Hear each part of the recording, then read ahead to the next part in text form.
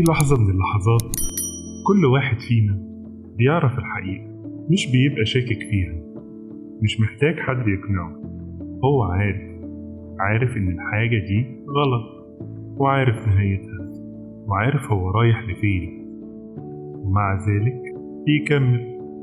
محدش غصب عليه ولا حد كان ضاغط عليه، هو اللي اختار. يمكن قال لنفسه مش مشكلة مرة وخلاص، لكن هو عارف إن هي مش مرة، وإنه قال الجملة دي قبل كده كتير.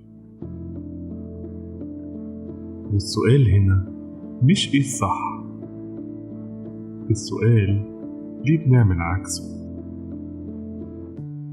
في مواقف كتير في حياتنا بتكون واضحة جدا.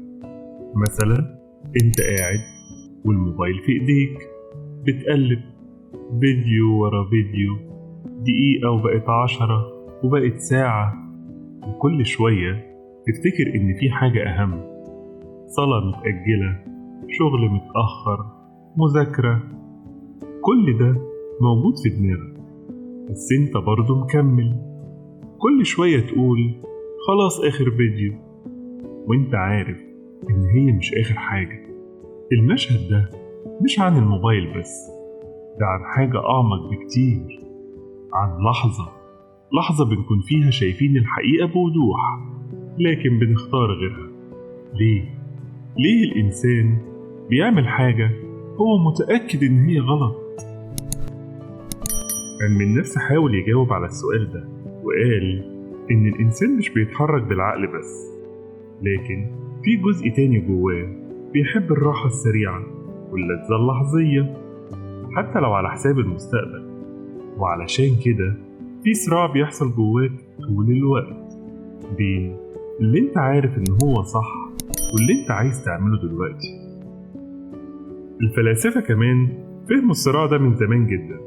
أرسطو كان بيقول إن الإنسان ممكن يعرف الخير لكن ما يعملوش، مش لأنه مش شايفه، لكن لأنه اختار غيره.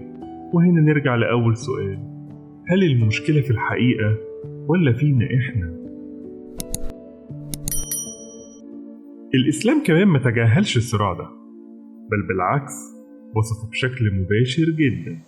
ربنا قال: أفرأيت من يتخذ إلهه هواه وأضله الله على علم وختم على سمعه وقلبه وجعل على بصره غشاوة فمن يهده من بعد الله أفلا تذكرون.